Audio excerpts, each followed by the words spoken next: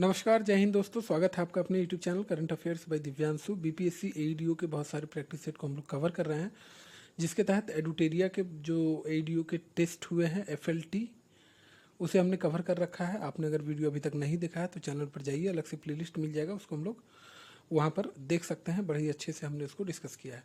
तो KGS IAS के द्वारा भी एईडीओ के लिए टेस्ट सीरीज लाई गई थी। इसके यहाँ पर आपको टेस्ट नंबर 4 दिख सकता है, क्योंकि हम लोग सिर्फ जनरल स्टडीज़ के टेस्ट को यहाँ पे कवर कर रहे हैं। तो इससे पहले जो टेस्ट 2 हुआ था उसमें एंशियंट और मिडिवल हिस्ट्री से संबंधित क्वेश्चन दिए गए थे, उसे हमने कवर कर लिया। टेस्ट 4 में आज के इस क्वेश्चन में, इस सीरीज़ में मॉडर्न हिस्ट्री और करंट अफेयर से जुड़े प्रश्न दिए गए हैं। तो आइए वीडियो की शुरुआत करते हैं, इस सेट को हम लोग डिस्कस करते हैं। एडमिट कार्ड निश्चित तौर पर आप लोगों ने देख ही लिया होगा किनका किस दिन है, तो समय जो है बहुत कम बचा हुआ है। हम लोग रैपिड रिवीजन सीरीज़ के तौर पर इस वीडियो को कवर करेंगे, काम की चीज़ों को बस नोट करते हुए चलेंगे, है ना। चलिए, पहला क्वेश्चन पूछा जा रहा है कि भारत में यूरोपीय आगमन के संबंध में निम्नलिखित कथनों पर विचार कीजिए। पहला कथन दिया गया कि 17 मई 1498 को पुर्तगाली यात्री वास्को डिमा 1498 को पुर्तगाली यात्री वास्को डिगामा कालीकट पहुंचा था। तो ये कथन सही दिया गया है।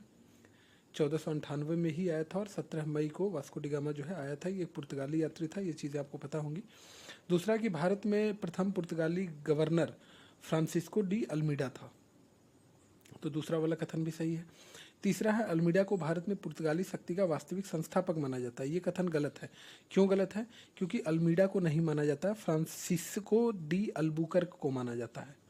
ठीक है, फ्रांसिस्को डी अल्बुकर्क को भारत में पुर्तगालियों का वास्तविक संस्थापक माना जाता है। तो तीसरा वाला गलत है। यहाँ पूछा क्या जा रहा है? सही कथन।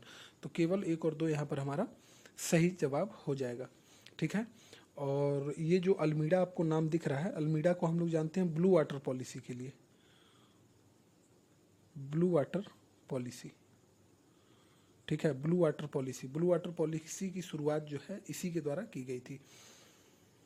चलिए, तो ये था पहला क्वेश्चन। दूसरे क्वेश्चन की ओर बढ़े तो भारत में पुर्तगालियों की राजधानी आधिकारिक तौर पर कोचीन से गोवा स्थानांतरित करने का श्रेय किसे जाता है? तो इसे जो है नीनो डी कुन्हा के द्वारा स्थानांतरित किया गया था। भारत में पुर्तगालियों की राजधानी गोवा जो है बना था, तो इसमें नीनो डी कुन्हा का श्रेय जाता है। और आपको पता है कि भारत में सबसे पहले आए भी थे पुर्तगाली और सबसे लास्ट में गए भी थे भारत से पुर्तगाली। ये लोग 1961 में गोवा को खाली करके जाते हैं।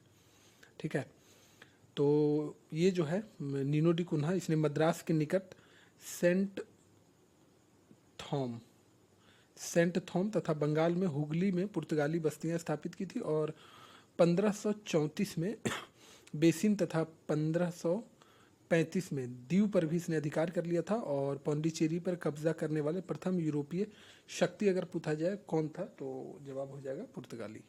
ठीक है, तीसरा क्वेश्चन है लंदन में ब्रिटिश ईस्ट इंडिया कंपनी के गठन के समय भारत में मुगल शासक कौन था? तो भारत में मुगल शासक उस वक्त अकबर थे।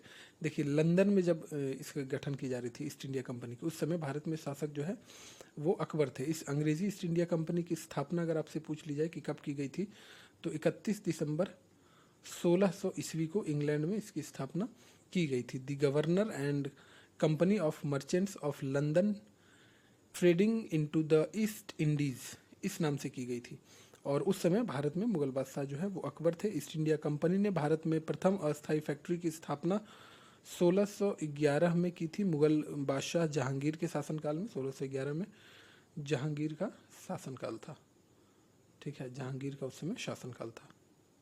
और सूरत वाला जो स्थायी कारखाना वाला क्वेश्चन पूछा जाता है, स्थायी कारखाना, तो सूरत में स्थायी कारखाना की स्थापना जो है वो 1913 में की गई थी। ठीक है, और सूरत में सर्वप्रथम यूरोपीय कारखाना अंग्रेजों ने ही स्थापित किया था। चौथा क्वेश्चन है स्वतंत्रता पूर्व भारत में व्यापारी के रूप में सबसे अंत में आने वाले यूरोपीय शक्ति कौन थे? तो स्वतंत्रता के पूर्व की बात की जा रही है, सबसे अंत में कौन आए थे? तो फ्रांसीसी जो है सबसे अंत में आए थे, क्योंकि फ्रांसीसी कंपनी जो है ये पूर्ण रूप से सरकारी कंट्रोल में था। और सरकारी काम कितनी देरी से होता है ये आपको पता ही है। तो सबसे अंत में आने वाले यूरोपीय शक्ति ये फ्रांसीसी थे। और लुई 14वें, ठीक है, लुई 14वें के शासनकाल में उसने मंत्री कोलबर्ट के प्रयासों से 1664 ईस्वी में फ्रांसीसी कंपनी देश इदेश ओरिएंटल की स्थापना हुई थी। ठीक है, तो अगर आपसे पूछा जाए कि कब भारत में इसकी स्थापना हुई थी, कब आए थे, तो 1664 में आए थे। और भारत में पहली फ्रांसीसी फैक्ट्री जो है वो फ्रैंक कैरो द्वारा लगाई गई थी। किसके द्वारा? तो फ्रैंक कैरो के द्वारा लगाई गई थी। और कब? तो 1668 में सूरत में। क्लियर है? चलिए, पांचवा क्वेश्चन, डचों ने अपनी प्रथम फैक्ट्री की स्थापना भारत में कहाँ की थी? तो मसूलीपट्टनम में डचों के द्वारा प्रथम फैक्ट्री की स्थापना की गई थी भारत में। और डचों की बंगाल में पहली कंपनी पूछी जाए तो 1627 में पीपली में स्थापित की गई थी। ठीक है, तो डचों ने अपनी प्रथम फैक्ट्री की स्थापना भारत के मछलीपट्टनम में की थी। और डचों की बंगाल में अगर पहली मतलब डचों की बंगाल में अगर पहली कंपनी पूछ ली जाए तो बंगाल में पहली कंपनी की स्थापना जो है वो 1627 ईस्वी में और पीपली में स्थापित की गई थी। क्लियर है? चलिए, छठा क्वेश्चन आपसे पूछा जा रहा है कि निम्नलिखित में से किस युद्ध द्वारा भारत में ब्रिटिश प्रभुत्व का प्रारंभ माना जाता है? तो काफ़ी आसान सा क्वेश्चन है। प्लासी का युद्ध हुआ कब था? तो ये 1757 में हुआ था। सिराजुद्दौला उस समय नवाब रहते हैं और मीर जाफर की गद्दारी के कारण सिराजुद्दौला जो है वो हार जाते हैं। 1757 डेट भी याद रख लीजिए, 23 जून को 1757 में हुआ था। ठीक है, और यह युद्ध बंगाल के नवाब सिराजुद्दौला एवं ब्रिटिश सैनिकों के बीच लड़ा गया था। ब्रिटिश सेना का नेतृत्व जो है ये पूछ लिया जाता है उस समय कौन कर रहे थे? रॉबर्ट क्लाइव कर रहे थे। ठीक है, बक्सर का युद्ध किस मुगल शासक के शासनकाल में हुआ था? तो बक्सर का युद्ध सबसे पहले आपको जानना चाहिए कि ये हुआ कब था। तो 22 अक्टूबर 1764 को। और इसी के एक वर्ष के बाद 1765 में इलाहाबाद की संधि होती है। तो बक्सर के युद्ध किस मुगल शासक के दरबार मतलब काल में हुआ था? तो उस समय मुगल शासक जो थे वो शाह आलम द्वितीय थे। और इस समय जो है शाह आलम द्वितीय, इनके साथ मीर कासिम भी लड़े थे, है ना? कासिम मीर कासिम भी लड़े थे। सुजाउद्दौला भी थे, सुजाउद्दौला सुजाउद्दौला भी थे। और अंग्रेज़ की तरफ से अगर पूछ लिया जाए कि अंग्रेज़ की तरफ से सेना का नेतृत्व कौन कर रहा था, तो सेना का नेतृत्व जो कर रहा था वो हेक्टर मुनरो था। ठीक है, मीर कासिम और ये शाह आलम द्वितीय और सुजाउद्दौला तीनों एक तरफ थे। इस युद्ध में ब्रिटिश सेना का नेतृत्व पूछ लिया जाता है अक्सर, हेक्टर मुनरो कर रहा था। ठीक है, जबकि दूसरी तरफ सेना का नेतृत्व कौन कर रहे थे? तो मीर कासिम कर रहे थे। ठीक है, चलिए, और ये अगर इलाहाबाद की संधि पूछ ली जाए कब की गई थी, तो 12 अगस्त 1765 को की गई थी। ठीक है, और इसमें नवाब द्वारा कंपनी को 50 लाख रुपए भी दिए जाने की बात को स्वीकार किया गया था। और इलाहाबाद और कड़ा को छोड़कर अवध का शेष क्षेत्र नवाब को वापस लौटा दिया गया था। मतलब अंग्रेज़ों ने हराया था तो जीत लिया था सभी क्षेत्रों को। उसके बाद अवध की सुरक्षा हेतु कंपनी द्वारा एक अंग्रेजी सेना अवध में नवाब के खर्च पर रखी गई थी। अंग्रेज़ों ने सेना रखी थी लेकिन खर्च कौन उठाते थे? तो नवाब शाह आलम द्वितीय उठाते थे। ठीक है, और कंपनी को अवध में कर मुक्त व्यापार करने की अनुमति भी प्रदान की गई थी। इसके बाद 1765 में जो इलाहाबाद की संधि हुई थी 12 अगस्त को, उसके बाद हैदर अली को पोर्टोनोवा के युद्ध में किस ब्रिटिश जनरल ने हराया था? तो सर आयरकुट ने हैदर अली को पोर्टोनोवा के युद्ध में हराया था। ठीक है, और हैदर अली पोर्टोनोवा के युद्ध में आयरकुट से हार गए थे।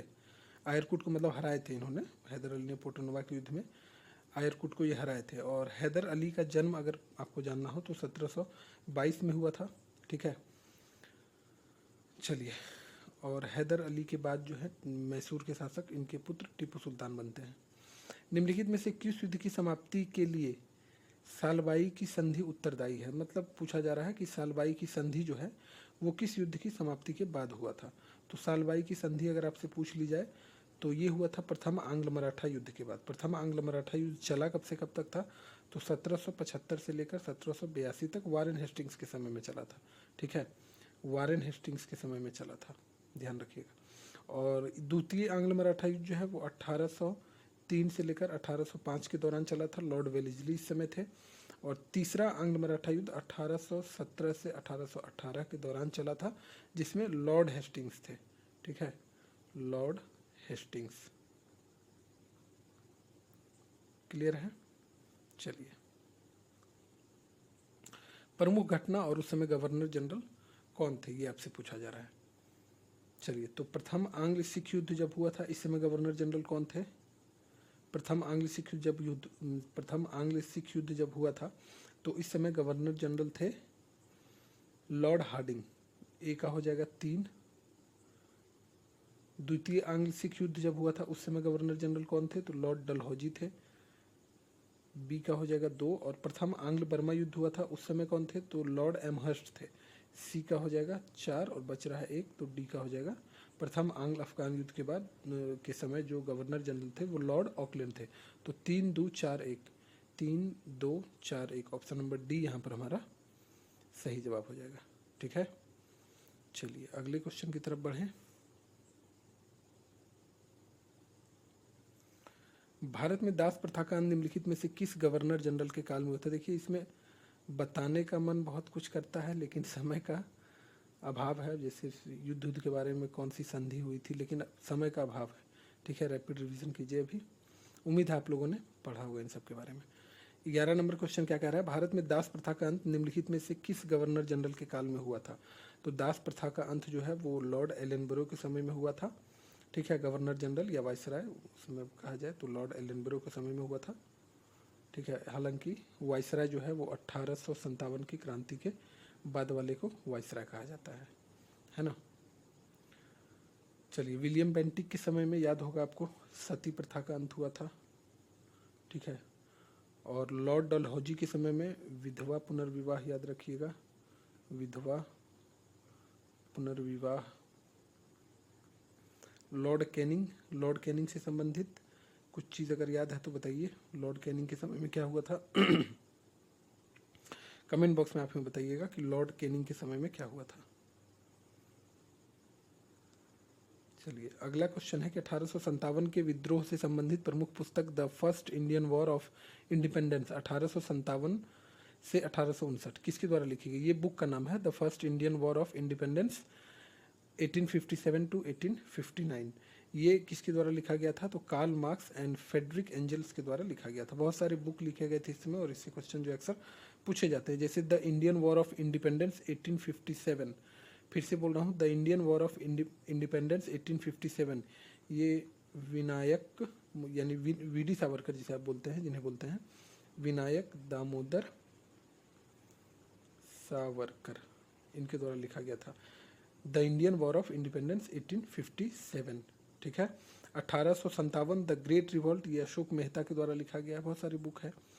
चलिए, तो यहाँ पर जो है नेतृत्वकर्ता कौन कहाँ से नेतृत्व किए थे वो आपको मिलान करने के लिए दिया गया है। तो लखनऊ से यहाँ पर हो जाएगा बेगम हजरत महल, यहाँ से नेतृत्व कर रही थी। फैज़ाबाद से खान बहादुर खान। इलाहाबाद से कौन कर रहे थे? तो इलाहाबाद से लियाकत अली कर रहे थे। और बरेली से मौलवी अहमदुल्ला। तो इस तरह से अगर आप आंसर देखेंगे तो ए का हो जाएगा 4, बी का 1, 3 का 3 और 4 का 2। 4 1 3 2, 4, अच्छा 4 फैज़ाबाद, 4, अच्छा गलत मिला दिया क्या? चलिए कोई बात नहीं, फिर से मिलाते हैं। तो 13 यहाँ पर लखनऊ से कौन कर रहे थे? लखनऊ से तो बेगम हजरत महल, ये ठीक था। फैज़ाबाद से कौन कर रहे थे? फैज़ाबाद से मौलवी अहमदुल्ला थे। ठीक। इलाहाबाद से कौन थे? तो इलाहाबाद से लियाकत अली थे, ये ठीक था। बरेली से खान बहादुर खान थे, यही तो मिलाया गया था पहले भी। चलिए ठीक, फिर से देखते हैं। 4 2 3 1, 4 2 3 1, ऑप्शन नंबर सी सही है। चलिए 14 नंबर क्वेश्चन, महात्मा गांधी और उनकी विचारधारा से प्रभावित होने वाला पहला जनजातीय नेता कौन था? तो पहले जनजातीय नेता थे जदोनांग, जो महात्मा गांधी और उनकी विचारधारा से काफ़ी प्रभावित हुए थे, जदोनांग थे, है ना। और ये जो है मतलब महात्मा गांधी से उनकी विचारधारा से प्रभावित होने वाला पहला जनजातीय नेता जदोनांग थे। और मणिपुर के नागा जनजाति के अग्रिम स्वतंत्रता सेनानी थे, ये ध्यान रखिएगा। ब्रिटिश सरकार का विरोध करने के परिणाम स्वरूप जदोनांग को फांसी की सजा दे दी गई थी, है ना, ये चीज़ ध्यान रखिएगा। चलिए 15 नंबर, 1857 के विद्रोह के दौरान निम्नलिखित में से किसे डंका शाह के नाम से जाना जाता था? तो डंका शाह के नाम से मौलवी अहमदुल्ला को जाना जाता था। 1857 के विद्रोह के दौरान मौलवी अहमदुल्ला को जो है सॉरी डंका शाह के नाम से भी जाना जाता था। और 1800 57 के सैनिक विद्रोह में अंग्रेज़ों के कट्टर शत्रु भी इन्हें माना जाता था, मौलवी अहमदुल्ला को। इन्होंने जो है जून 1857 के चिन्हट में जो युद्ध हुआ था उसमें अंग्रेज़ों के साथ संघर्ष किया था और आखिरकार अंग्रेज़ों ने धोखे से उनकी मौत कर दी थी, मतलब उनको अंग्रेज़ों के धोखे में उनकी मौत हो गई थी। और विद्रोह के दौरान फैज़ाबाद में इन्होंने समानांतर सरकार की भी स्थापना की थी, ये चीज़ ध्यान रखिएगा, समानांतर सरकार। चलिए, तो 16 नंबर क्वेश्चन कह रहा है कि राजा राम मोहन राय से संबंधित निम्नलिखित कथनों पर विचार कीजिए। पहला कथन है, इन्हें भारतीय पत्रकारिता का अग्रदूत कहा जाता है, बिल्कुल सही है। दूसरा, इनके द्वारा कलकत्ता में 1817 में हिंदू कॉलेज की स्थापना की गई थी, तो ये भी बिल्कुल सही है। 1825 में इन्होंने वेदांत कॉलेज की स्थापना की थी, ये भी सही है। फारसी भाषा में इन्होंने तहफत उल मुवाहिदीन जो है ये इसकी रचना की गई थी इन्हीं के द्वारा, राजा राम मोहन राय के द्वारा, तो चौथा कथन भी सही है। यहाँ पर पूछा क्या जा रहा है कौन सा कथन सही है, तो 1 2 3 4 चारों के चारों कथन यहाँ पर हमें सही दिख रहे हैं। राजा राम मोहन राय को जो है वो आधुनिक भारत का प्रमुख समाज सुधारक माना जाता है, प्रमुख समाज सुधारक माना जाता है। ठीक है, 19वीं सदी के भारत में जो सामाजिक और धार्मिक आंदोलन हुए थे उसके अग्रदूत के रूप में इन्हें जाना जाता है और काफ़ी महत्वपूर्ण इनका योगदान रहा था उस समय में, और भारतीय पत्रकारिता का भी अग्रदूत इन्हें कहा जाता है। वर्ष 1817 में डेविड हेयर के साथ मिलकर हिंदू कॉलेज की स्थापना इनके द्वारा की गई थी, तथा ये जो 1825 दिख रहा है 1825 में वेदांत कॉलेज की स्थापना भी इन्हीं के द्वारा की गई थी। तो ऑप्शन नंबर डी, चारों कथन इनके बारे में सही दिया गया था। चलिए, अगला है कि सूची 1 को सूची 2 से सुमेलित करना है आपको। तो प्रार्थना समाज की स्थापना किसके द्वारा की गई थी? प्रार्थना समाज की स्थापना जो है वो आत्माराम पांडुरंग के द्वारा की गई थी, तो 1 का हो जाएगा 4। दूसरा क्या कह रहा है, तो ईस्ट इंडिया एसोसिएशन की स्थापना जो है वो दादा भाई नौरोजी के द्वारा की गई थी, तो बी का हो जाएगा 3। तीसरा है इंडियन एसोसिएशन, तो इंडियन एसोसिएशन की स्थापना सुरेंद्र नाथ बनर्जी एवं आनंद मोहन बोस के द्वारा की गई थी। Indian league Shishir Kumar Ghosh. तो इस तरह से आप देखेंगे तो 4 3 1 और 2, 4 3 1 2, ऑप्शन नंबर डी यहाँ पर सही जवाब है। प्रार्थना समाज की स्थापना जो है वो आचार्य केशव चंद्र सेन, ये नाम भी याद रखिएगा, आचार्य केशव चंद्र सेन की प्रेरणा से आत्माराम पांडुरंग के द्वारा की गई थी। और महादेव गोविंद रानाडे, आरजी भंडारकर और एनजी चंद्रारोकर आदि भी इस संगठन से जुड़े हुए थे। जाति प्रथा का विरोध करना इसका मुख्य उद्देश्य था। विवाह की उम्र सीमा में वृद्धि करना, विधवा पुनर्विवाह तथा स्त्री शिक्षा को बढ़ावा देने के लिए इसकी स्थापना प्रार्थना समाज की स्थापना किया गया था।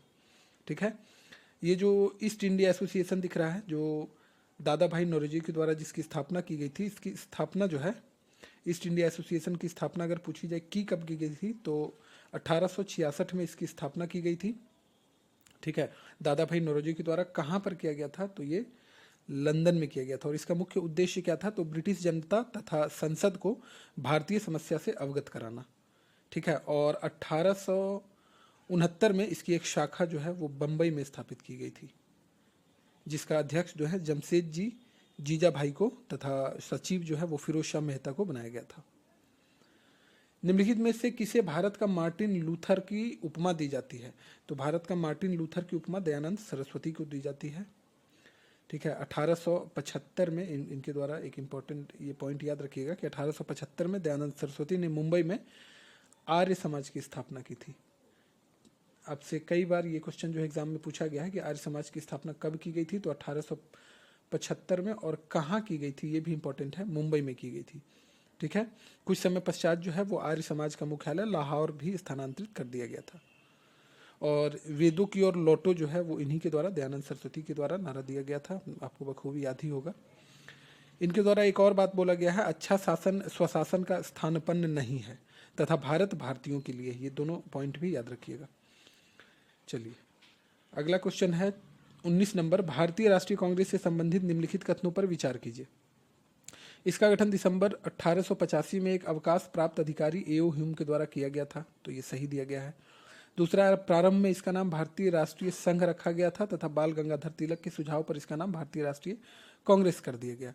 तो ये जो है गलत है, क्योंकि प्रारंभ में इसका नाम भारतीय राष्ट्रीय संघ रखा गया था, ये सही है। बाल गंगाधर के सुझाव से इसका नाम नहीं बदला गया था, बल्कि दादा भाई नौरोजी के सुझाव पर इसका नाम भारतीय राष्ट्रीय कांग्रेस किया गया था। तो इस कथन में अगर बाल गंगाधर तिलक के जगह पर दादा भाई नौरोजी का नाम होता तो ये कथन सही हो जाता है, ऐसे ये कथन गलत है। तीसरा, बंबई में आयोजित प्रथम अधिवेशन के अध्यक्ष व्योमेश चंद्र बनर्जी तथा सचिव एओ ह्यूम थे। तो तीसरा वाला जो है वो सही दिया गया है, पहला वाला भी सही था। चौथा, बंकिम चंद्र चटर्जी ने कांग्रेस अधिवेशन को 3 दिन का तमाशा कहकर संबोधित किया था।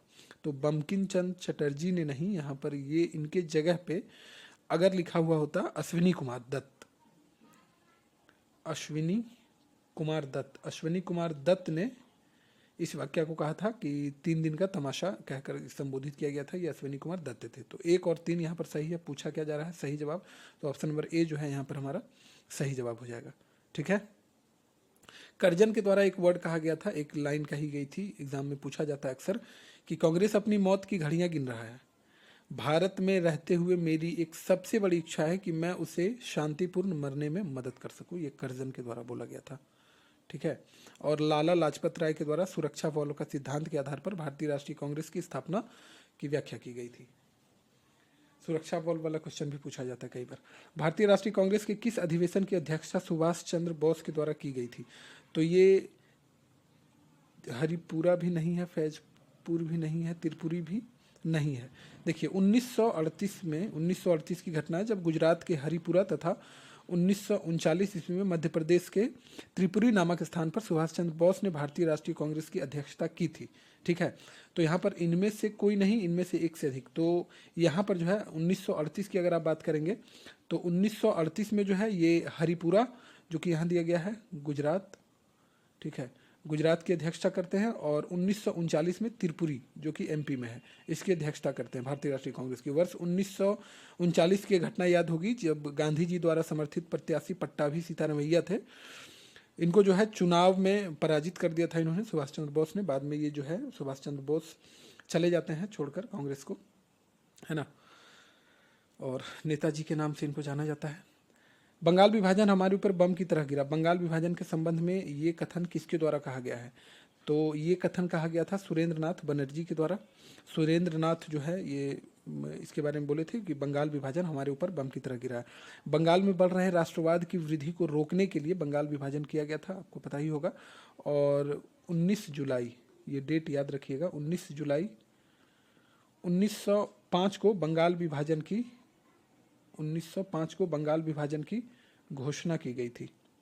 ठीक है। और इस घोषणा के मतलब इस घोषणा जब ये घोषणा किया गया था कि 19 जुलाई 2005 को कि बंगाल विभाजन किया जाएगा, ये घोषणा किसके द्वारा किया गया था? तो लॉर्ड कर्जन के द्वारा किया गया था। ठीक है। और यह विभाजन जो है वो पूरी तरह से प्रभावी कब हुआ था, इसका डेट भी पूछा जाता है। तो 16 अक्टूबर 1905 को। और बंगाल में सुरेंद्र नाथ बनर्जी तथा आनंद मोहन बोस के नेतृत्व में इस विभाजन के विरोध स्वरूप जो है आंदोलन, यानी जो स्वदेशी आंदोलन उस समय चला था, इसका नेतृत्व मुख्य रूप से किया गया था। तथा पहली बार वंदे मातरम का नारा भी इस समय दिया गया था। 1907 में भारतीय राष्ट्रीय कांग्रेस के सूरत के वार्षिक अधिवेशन की अध्यक्षता किसके द्वारा की गई थी? 1907 में आपको पता है कांग्रेस में गरम दल और नरम दल में फूट हो गई थी। पूछा जा रहा है कि अध्यक्षता किसके द्वारा इस समय की गई थी? तो अध्यक्षता रास बिहारी बोस के द्वारा की गई थी। भारतीय राष्ट्रीय कांग्रेस के अध्यक्ष पद पर स्वदेशी आंदोलन की व्यापकता और कांग्रेस के वार्षिक अधिवेशन का आयोजन स्थल तथा प्रिंस ऑफ वेल्स का भारत आगमन पर स्वागत आदि इस समय किया गया था।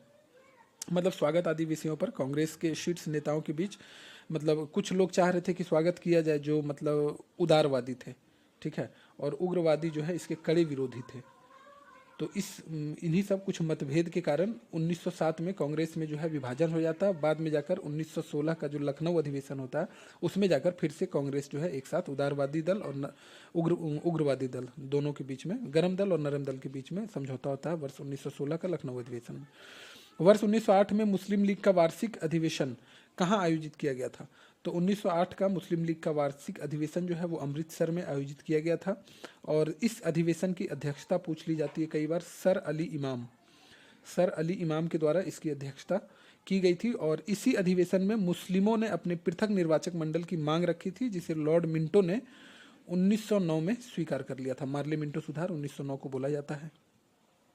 और 30 दिसंबर 1906 को ढाका में आयोजित मोहम्मडन एजुकेशनल कॉन्फ्रेंस की बैठक में नवाब सलीमुल्लाह खां ने अखिल भारतीय मुस्लिम लीग के गठन के लिए प्रस्ताव पेश किया था, जिसके उपरांत वकार अल मुल्क और सलीमुल्लाह खां तथा आगा खां ने मिलकर मुस्लिम लीग का गठन किया था।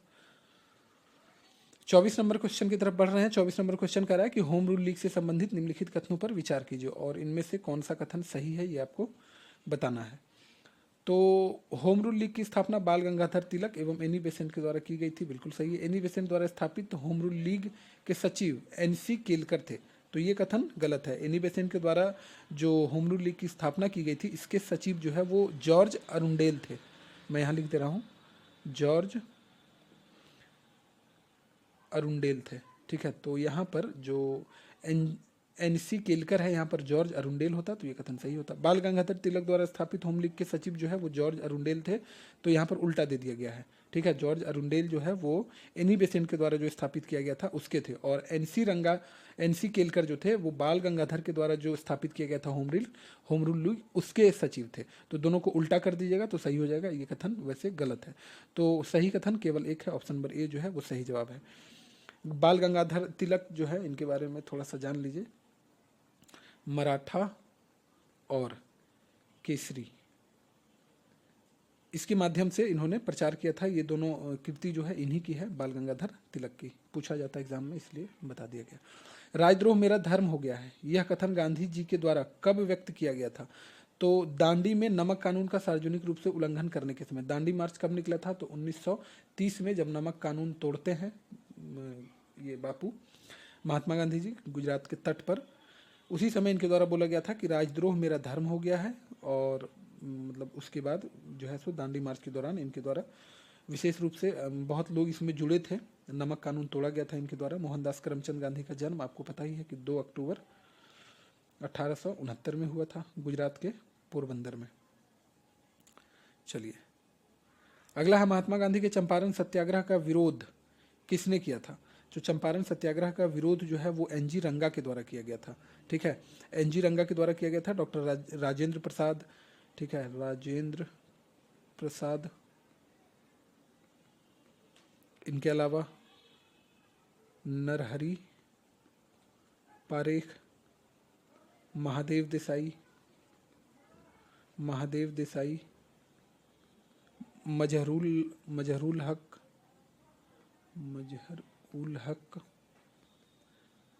ये सब जो है गांधी जी के सहयोगी थे। ठीक है, जबकि विरोध जो है वो एनजी रंगा के द्वारा किया गया था। ठीक है, और गांधी जी चंपारण गए थे 1916 का जो लखनऊ अधिवेशन हुआ था। जब अभी हमने बताया था कि इसमें जो है लखनऊ अधिवेशन काफ़ी इंपॉर्टेंट है, इससे क्वेश्चन हर बार पूछे जाते हैं, क्योंकि कांग्रेस के जो नरम दल और गरम दल में समझौता भी हुआ था। और गांधी जी जो चंपारण गए थे, इसी लखनऊ अधिवेशन में राजकुमार शुक्ल आते हैं। ठीक है, राजकुमार शुक्ल आते हैं और गांधी जी को चंपारण आने का न्योता देते हैं। ठीक है, वहाँ पर जो नीलिया मजदूर होते हैं, नील किसान होते हैं, उनकी दुर्दशा को देखने के लिए मतलब उनको आमंत्रित करते हैं, और फिर गांधी जी जाते हैं चंपारण, और चंपारण वहाँ से गांधी जी का पहला सत्याग्रह भारत में शुरू होता है। तो कौन कौन सहयोगी थे ये नाम आप जरूर याद रखिएगा। निम्नलिखित कथनों पर विचार कीजिए। रॉलेट एक्ट के विरुद्ध गांधी जी ने सत्याग्रह सभा की स्थापना 23 मार्च 1919 को की थी। तो ये जो है गलत है, क्योंकि रॉलेट एक्ट के विरुद्ध सत्याग्रह चलाने के लिए गांधी जी ने सत्याग्रह की स्थापना 23 मार्च नहीं बल्कि 24 फरवरी, और डेट वही रह जाएगा, 1919 को की थी। तो ये कथन गलत है। जलियांवाला बाग हत्याकांड 13 अप्रैल 1919 को घटित हुआ था, तो ये तो आसान ही है, और ये तो सही है। दूसरा, तीसरा, इस हत्याकांड के विरोध में शंकरन नायर ने नाइटहुड की उपाधि वापस लौटा दी थी। तो शंकरन नायर ने नहीं बल्कि इसके विरोध में रविंद्रनाथ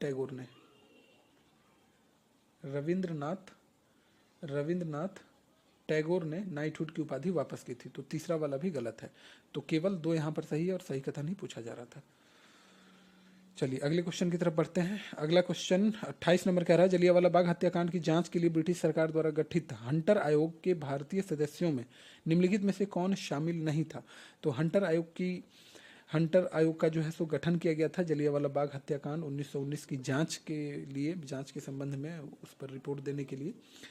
तो उसमें जो है भारतीय सदस्य भी सम्मिलित थे। कौन इसमें सम्मिलित नहीं थे ये पूछा जा रहा है। तो सुल्तान अहमद सम्मिलित थे, चिमनलाल शीतलवाड़ ये भी सम्मिलित थे, जगत नारायण सम्मिलित थे, भूला भाई देसाई इसमें सम्मिलित नहीं थे। तो ऑप्शन नंबर डी जो है यहाँ पर सही जवाब बचेगा। सरकारी आंकड़ों के अनुसार जो है जलियांवाला बाग हत्याकांड में जो है 379 लोगों की हत्या कर दी गई थी, जबकि वास्तविक आंकड़ा आप समझ ही रहे हैं क्या रहा होगा। और इस हत्याकांड की जांच के लिए ब्रिटिश सरकार के द्वारा हंटर आयोग का गठन किया गया था। चलिए अगला क्वेश्चन यहाँ पर मिलान करने के लिए बोला जा रहा है प्रमुख संगठन और इसका मुख्यालय कहाँ पर है। तो ये मिलान करते हैं इसका 30 नंबर का। तो स्वदेशी सेवक होम जो है इसका जो मुख्यालय था वो वैंकूवर में था। यूनाइटेड इंडिया हाउस का जो मुख्यालय था वो सैन फ्रांसिस्को में था। ठीक है, नहीं सैन फ्रांसिस्को में ये नहीं था। स्वदेशी सेवक होम का जो है ये तो ठीक है वैंकूवर में। यूनाइटेड इंडिया हाउस का जो था वो सिएटल में था। युगांतर आश्रम का कहाँ पे था, तो युगांतर आश्रम का सैन फ्रांसिस्को में था। और आईएनए या आज़ाद हिंद फौज का जो है वो रंगून में था, ये पता ही होगा। तो इस तरह से देखेंगे तो 1 का 2, 2 का 4, 3 का 1 और 4 का 3, 2 4 1 3, 2 4 1 3 ऑप्शन नंबर ए में दिया गया है। ऑप्शन नंबर ए जो है सही जवाब है। तो 31 नंबर क्वेश्चन कह रहा है विनायक दामोदर सावरकर से संबंधित कुछ कथन दिए गए हैं, उस पर आपको विचार करना है। भारतीय राष्ट्रवादियों को प्रेरित करने के उद्देश्य से सावरकर ने मेजनी की जीवनी लिखी थी। तो क्या ये कथन सही है? बिल्कुल सही है। इंडियन वॉर ऑफ इंडिपेंडेंस 1857 नामक पुस्तक भी विनायक दामोदर सावरकर के द्वारा लिखी गई थी। तीसरा है अनुशीलन समिति नामक क्रांतिकारी संगठन की स्थापना इनके द्वारा की गई थी, तो ये गलत है। अनुशीलन समिति की जो स्थापना की गई थी वो प्रथमनाथ मित्र के द्वारा की गई थी, प्रथमनाथ मित्र के द्वारा की गई थी। और इनके द्वारा मतलब विनायक दामोदर सावरकर के द्वारा वर्ष 1904 में अभिनव भारत की स्थापना की गई थी, अभिनव भारत। और ये भी एक क्रांतिकारी संगठन था, ध्यान रखिएगा। क्लियर है? तो सही कथन पूछा जा रहा था, तो केवल 1 और 2 यहाँ पर हमारा सही जवाब हो जाएगा। 32 नंबर क्वेश्चन कह रहा है कि 1930 के दशक के किसान आंदोलन से जुड़े क्षेत्र और नेताओं की नीचे दी गई जोड़ी में कौन सा सुमेलित नहीं है, यानी कोई एक इसमें गलत दिया गया है, वो आपको चुनकर बताना है। तो बिहार स्वामी सहजानंद सरस्वती सही दिया गया है। स्वामी रामानंद संयुक्त प्रांत ये जो है गलत दिया गया है। ठीक है, संयुक्त प्रांत किसान सभा का जो गठन है 1928 में इंद्र नारायण द्विवेदी के द्वारा किया गया था। ठीक है, इंद्र नारायण द्विवेदी के द्वारा किया गया था। द्विवेदी, इनके अलावा मदन मोहन मालवीय, इनके अलावा गौरी शंकर मिश्र, ये तीनों नाम आप याद रखिएगा, गौरी शंकर मिश्र। तो दूसरा वाला गलत था। अब्दुल हमीद खां दक्षिण असम, ये भी सही है। फजलुल हक बंगाल, ये भी सही है। ठीक है, तो किसान आंदोलन से जुड़े क्षेत्र थे और किन नेताओं के द्वारा कहाँ पर किनका नेतृत्व किया गया था, तो स्वामी रामानंद जो है वो संयुक्त प्रांत से नहीं थे। संयुक्त प्रांत से कौन थे, तो इंद्र नारायण द्विवेदी, मदन मोहन मालवीय और गौरी शंकर। ठीक है, और 1930 के दशक में देश के विभिन्न हिस्सों में किसान आंदोलन चलाए गए थे और स्वामी रामानंद का संबंध जो है वो हैदराबाद से था। ठीक है, हैदराबाद से था। चलिए ऑप्शन नंबर बी यहाँ सही जवाब हो जाएगा। साइमन कमीशन का प्रथम बार भारत आगमन कब हुआ था? अनगिनत बार ये क्वेश्चन पूछा गया है एग्जाम में, बीपीएससी में भी पूछा गया है। तो प्रथम बार आगमन 3 फरवरी 1928 को हुआ था। ठीक है, साइमन कमीशन का जो है द्वितीय बार भारत आगमन भी पूछा जाता है, तो ध्यान रख लीजिएगा। अक्टूबर 1928 में साइमन कमीशन द्वितीय बार भारत आया था। और इसका गठन अगर पूछ लिया जाए, साइमन कमीशन का गठन कब हुआ था, तो 8 नवंबर 1927 को किया गया था। और इसके अध्यक्ष सर जॉन साइमन के नाम पर इस कमीशन का नाम साइमन कमीशन पड़ा था। इस कमीशन की रिपोर्ट कब आई थी, तो 1930 में इस कमीशन की रिपोर्ट जो है वो प्रस्तुत की गई थी। नेहरू रिपोर्ट द्वारा दी गई अनुशंसाओं से संबंधित निम्नलिखित कथनों पर विचार कीजिए। तो आइए विचार करते हैं इस पर। भारत के लिए पूर्ण स्वतंत्रता की मांग, जी नहीं, नेहरू रिपोर्ट में भारत के लिए पूर्ण स्वतंत्रता की मांग कभी नहीं की गई थी। ठीक है, यह जो है इसमें पूर्ण स्वतंत्रता की मांग की अनुशंसा कभी नहीं, बल्कि प्रादेशिक स्वायत्तता की बात की गई थी। किसकी बात की गई थी, तो प्रादेशिक स्वायत्तता की बात की गई थी। तो पहला वाला गलत है। संविधान में भारतीयों के लिए मौलिक अधिकारों का प्रावधान ये किया गया था, बिल्कुल किया गया था। फरवरी 1928 में हिंदू महासभा, भारतीय राष्ट्रीय कांग्रेस, मुस्लिम लीग आदि संगठनों के प्रतिनिधित्व में एक सम्मेलन डॉक्टर एम ए अंसारी की अध्यक्षता में दिल्ली में संपन्न हुआ था और इसे सर्वदलीय सम्मेलन के नाम से भी जाना जाता है। ठीक है, ये जो अल्पसंख्यक हेतु बात की जा रही है, अल्पसंख्यकों हेतु आरक्षित स्थानों के लिए संयुक्त निर्वाचन क्षेत्र, तो ये तीसरा वाला भी सही है। तो 2 और 3 ऑप्शन नंबर सी में दिया गया है, ऑप्शन नंबर सी यहाँ हमारा सही जवाब हो जाएगा। वर्ष 1929 में जारी किए गए दीपावली घोषणा पत्र का संबंध निम्नलिखित में से किससे था? तो दीपावली घोषणा पत्र का संबंध जो है वो डोमिनियन स्टेटस से था। भारत के लिए डोमिनियन स्टेटस की मांग कर रहे थे भारतीय राष्ट्रीय कांग्रेस के प्रमुख नेता, जिसमें से जवाहरलाल नेहरू थे, ठीक है, सुभाष चंद्र बोस थे, ये सब मुख्य रूप से ये लोग सम्मिलित थे। इनको संतावना के तौर पर तत्कालीन वायसराय के द्वारा जो है अक्टूबर 1929 में एक घोषणा की गई थी, जिसका नाम जो है दिवाली घोषणा पत्र रखा गया था, और दिसंबर 1929 में पंडित जवाहरलाल नेहरू की अध्यक्षता में लाहौर अधिवेशन का आयोजन किया गया था।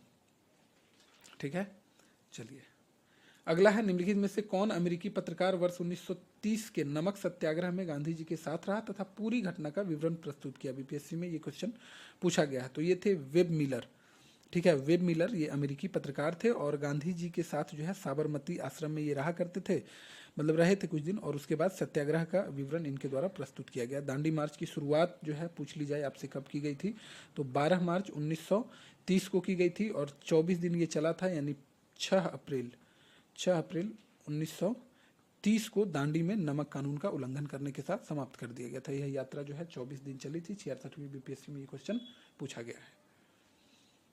चलिए अगला क्वेश्चन जो है 37 नंबर, गांधी इरविन समझौते का प्रारूप किसने तैयार किया था? तो गांधी इरविन समझौते का प्रारूप जो तैयार किया गया था वो हर्बर्ट इमर्सन के द्वारा तैयार किया गया था। ठीक है, हर्बर्ट इमर्सन के द्वारा गांधी इरविन समझौते का प्रारूप तैयार किया गया था। और गांधी इरविन समझौता पूछ लिया जाए, जो कि कई बार पूछा गया, कब हुआ था? तो 5 मार्च 1931 को संपन्न हुआ था। और इस समझौते के तहत कांग्रेस की ओर से गांधी जी ने सवज्ञा आंदोलन स्थगित करने तथा द्वितीय गोलमेज सम्मेलन में भाग लेने का आश्वासन दिया था। समझौते के संपन्न होने में जो है तेज बहादुर सप्रू, M.R. जयकर आदि की महत्वपूर्ण भूमिका रही थी। एक क्वेश्चन पूछा जाता है कि गोलमेज सम्मेलन 3 हुए थे, जिसमें दूसरे वाले में गांधी जी ने भाग लिया था। तीनों गोलमेज सम्मेलन में किसने भाग लिया था? तो बाबा साहब भाग लिए थे। ठीक है, बाबा साहब भीमराव अंबेडकर जो है तीनों गोलमेज सम्मेलन में भाग लेते हैं। प्रथमतः भारतीय राष्ट्रीय कांग्रेस के किस अधिवेशन में मौलिक अधिकारों से संबंधित प्रस्ताव पारित किए गए थे? तो मौलिक अधिकारों से संबंधित सबसे पहले जो प्रस्ताव पारित किया गया था वो कराची अधिवेशन, जो कि 1931 का था। ठीक है, पहली बार मौलिक अधिकारों से संबंधित प्रस्ताव इसमें पारित किए गए थे। और इस अधिवेशन की अध्यक्षता पूछ ली जाती है, तो याद रखिएगा सरदार पटेल के द्वारा की गई थी, सरदार वल्लभ भाई पटेल के द्वारा। कराची अधिवेशन में मौलिक अधिकारों के प्रारूप जो है, प्रस्ताव का प्रारूप पंडित जवाहरलाल नेहरू के द्वारा तैयार किया गया था। ये क्वेश्चन भी पूछा जाता है। 39 नंबर क्वेश्चन, निम्नलिखित कथनों पर विचार कीजिए। प्रथम गोलमेज सम्मेलन में भीमराव अंबेडकर के द्वारा दलित वर्गों के लिए पृथक निर्वाचन मंडल की मांग रखी गई थी। तो भीमराव अंबेडकर के द्वारा जो है वो दलित वर्गों के लिए पृथक निर्वाचन मंडल की मांग रखी गई थी। क्या ये सही है क्या? तो ये जो है बिल्कुल सही है, रखा गया था। भारतीय राष्ट्रीय कांग्रेस ने तृतीय गोलमेज सम्मेलन में भाग नहीं लिया, बिल्कुल सही। अभी हमने कहा द्वितीय गोलमेज सम्मेलन में भाग लिया था। तीनों में जो है वो अंबेडकर जी के द्वारा भाग लिया गया था, तो भाग नहीं लिया। तो हाँ सही है ये, एक मिनट, सही है ये। पूना पैक्ट के तहत स्थानीय निकायों तथा सिविल सेवाओं में दलित वर्गों के प्रतिनिधित्व के लिए विशेष उपबंध किया गया था। तो ये तीसरा वाला भी सही है। तो 1, 2 और 3 तीनों के तीनों कथन यहाँ पर सही दिए गए हैं। प्रथम गोलमेज सम्मेलन हुआ कब था? तो 12 नवंबर 1930 से 19 जनवरी 1931 तक हुआ था। ठीक है, और इस सम्मेलन में भीमराव अंबेडकर दलित वर्ग के लिए पृथक निर्वाचक मंडल की मांग इनके द्वारा रखी गई थी। क्लियर है? चलिए 40 नंबर क्वेश्चन कह रहा है, निम्नलिखित कथनों में से कौन सही नहीं है? तो गलत कथन मुख्य रूप से यहाँ पर चुनना है आपको। तो गलत कथन इसमें से चुनते आइए। भारत में मजदूर आंदोलन को संगठित करने का श्रेय नारायण मेघाजी लोखंडे को दिया जाता है, ये सही है। दूसरा, भारत का पहला आधुनिक मजदूर संगठन बीपी वाडिया द्वारा संगठित मद्रास लेबर यूनियन था, ये भी सही है। All India trade union Congress का प्रथम अध्यक्ष NM जोशी थे, ये गलत है। ठीक है, ये गलत है। चौथा है, कम्युनिस्ट इंटरनेशनल का सदस्य बनने वाला पहला भारतीय MN राय थे, ये सही है। Lala Lajpat Rai, Joseph Baptist, NM Joshi आदि के प्रयासों से 1920 में all India trade union Congress अर्थात अखिल भारतीय ट्रेड यूनियन कांग्रेस की स्थापना की गई थी। और इसका प्रथम अधिवेशन मुंबई में आयोजित किया गया था तथा इसके प्रथम अध्यक्ष लाला लाजपत राय थे। यहाँ पर NM जोशी की जगह लाला लाजपत राय होता तो ये स्टेटमेंट सही हो जाता है। यहाँ पर गलत कथन पूछा गया था, तो ऑप्शन नंबर सी जो है हमारा जवाब हो जाएगा। चलिए 41 नंबर क्वेश्चन कह रहा है कि 1937 में प्रांतों में मंत्रिमंडल के निर्माण के उपरांत कांग्रेस का शासन कितने समय तक चला था? तो कांग्रेस का शासन मात्र 28 महीने तक चला था। भारत शासन अधिनियम 1935 के प्रावधानों के तहत जो है वो फरवरी 1937 में प्रांतीय विधानमंडलों का चुनाव संपन्न हुआ था और इस चुनाव में कांग्रेस जो है वो मद्रास, मध्य प्रांत, संयुक्त प्रांत, ठीक है, संयुक्त प्रांत, बिहार एवं उड़ीसा में पूर्ण बहुमत प्राप्त करने में सफल रही थी। सरकार का निर्माण भी किया था। कांग्रेस जो है वो असम, बम्बई एवं उत्तर पश्चिमी प्रांत में सबसे बड़ी पार्टी बनी थी, लेकिन वहाँ पूर्ण बहुमत नहीं आया था। और जुलाई 1937 में कांग्रेस ने असम एवं मुंबई में भी अपनी सरकार का गठन कर लिया। आगे चलकर पश्चिम उत्तर प्रांत में भी कांग्रेस ने मिलीजुली सरकार का गठन किया था, लेकिन ये सरकार ज़्यादा दिन तक चल नहीं पाया था, केवल 28 महीनों तक चला था। ठीक है, चलिए 42 नंबर क्वेश्चन कह रहा है कि त्रिपुरी संकट की समाप्ति के बाद भारतीय राष्ट्रीय कांग्रेस के अध्यक्ष किन्हें चुना गया था? तो त्रिपुरी संकट की समाप्ति के बाद भारतीय राष्ट्रीय कांग्रेस का अध्यक्ष डॉक्टर राजेंद्र प्रसाद को चुना गया था। और त्रिपुरी जो है मध्य प्रदेश के जबलपुर के निकट एक शहर है, हमने अभी डिस्कस किया था। 1938 में गुजरात के हरिपुरा अधिवेशन में अध्यक्ष चुने जाने के बाद 1939 में त्रिपुरी में भी सुभाष चंद्र बोस जो है वो अध्यक्ष भारतीय राष्ट्रीय कांग्रेस के अध्यक्ष पद के लिए चुने जाते हैं। और इस चुनाव में गांधी जी के द्वारा जो समर्थित कैंडिडेट थे, प्रत्याशी थे, पट्टाभी सीतारमैया, उनको उन्होंने पराजित कर दिया था। इसके बाद जो है काफ़ी मतभेद वगैरह होता है और इसके बाद जो है सुभाष चंद्र बोस जो है वो इस्तीफा दे देते हैं और डॉक्टर राजेंद्र प्रसाद को अध्यक्ष चुना जाता है। गांधी जी का कहना था कि पट्टाभी सीतारमैया की हार जो है वो मेरी हार है, तथा सुभाष चंद्र बोस से कार्यकारिणी का गठन जो है महात्मा गांधी की इच्छा अनुसार करने को कहा गया था। ठीक है, चलिए अगला क्वेश्चन है 43 नंबर। मुस्लिम लीग के किस अधिवेशन में द्विराष्ट्र सिद्धांत का प्रतिपादन किया गया था? तो द्विराष्ट्र सिद्धांत का प्रतिपादन जो है वो किया गया था लाहौर अधिवेशन में। ठीक है, 1940 के मुस्लिम लीग के लाहौर अधिवेशन में द्विराष्ट्र सिद्धांत का प्रतिपादन किया गया था और मुसलमानों के लिए पृथक देश, ठीक है, पृथक देश की मांग स्पष्ट रूप से मतलब की गई थी इसी अधिवेशन में। पहली बार मुस्लिम लीग के लाहौर अधिवेशन की अध्यक्षता अगर पूछ ली जाए किसके द्वारा की गई थी, तो मोहम्मद अली जिन्ना के द्वारा की गई थी। ठीक है, मोहम्मद अली जिन्ना के द्वारा किया गया था। 44 नंबर क्वेश्चन है कि निम्नलिखित में से किसके अंतर्गत यह पहली बार स्वीकार किया गया था कि स्वतंत्र भारत के लिए नए संविधान को तैयार करना स्वयं भारतीयों का उत्तरदायित्व होना चाहिए? तो ये जो है स्वीकार किया गया था क्रिप्स प्रस्ताव के तहत। ठीक है, स्वतंत्र भारत के लिए नए संविधान तैयार करने की जब बात की जा रही थी तो उसमें बोला गया था कि इसकी जिम्मेवारी जो है वो स्वयं भारतीय की होनी चाहिए और पहली बार यह क्रिप्स प्रस्ताव के अंतर्गत स्वीकार किया गया था, क्रिप्स प्रस्ताव के तहत। ठीक है, 22 मार्च, डेट याद रख लीजिए, 22 मार्च 1942 को क्रिप्स मिशन भारत पहुंचा था और इसके द्वारा जो है प्रस्तावित बहुत सारे प्रावधान इसके द्वारा प्रस्तावित किए गए, जैसे कि युद्ध के बाद उनके द्वारा कहा गया था कि भारत को डोमिनियन स्टेटस का दर्जा दे दिया जाएगा। युद्ध के बाद एक संविधान निर्मात्री परिषद बनेगा जिसमें ब्रिटिश भारत और देसी राजवाड़े दोनों के प्रतिनिधित्व शामिल होंगे। तो बहुत सारे इस तरह के वादे किए गए थे। 45 नंबर क्वेश्चन कर रहा है कि भारत छोड़ो आंदोलन के दौरान विभिन्न स्थानों पर गठित राष्ट्रीय सरकार अथवा समानांतर सरकार के संबंध में कौन सत्य नहीं है? तो राष्ट्रीय सरकार और बहुत जगहों पर 1942 में जब भारत छोड़ो आंदोलन चल रहा था तो समानांतर सरकार की गठन किया गया था। तो गुजरात में जो है यहाँ पर खेड़ा गुजरात में रैयती सरकार, तो ये जो है गुजरात में स्थित खेड़ा मुख्यतः 1918 के सत्याग्रह के लिए जाना जाता है। खेड़ा जो है वो 1918 के सत्याग्रह के लिए जाना जाता है। समानांतर सरकार का गठन खेड़ा में नहीं किया गया था। ठीक है, तो ये जो है गलत दिया गया और गलत ही पूछा गया था। ऑप्शन नंबर ए जो है सही जवाब है। सतारा महाराष्ट्र में प्रति सरकार, ये सही है। तलचर उड़ीसा में प्रजामंडल सरकार और तामलुक बंगाल में जातीय सरकार का गठन किया गया था। रैयती सरकार का गठन जो है खेड़ा में नहीं किया गया था। ठीक है, इसी प्रकार जो है पश्चिम बंगाल में तामलुक, याद रखिएगा, तामलुक सरकार, और उड़ीसा में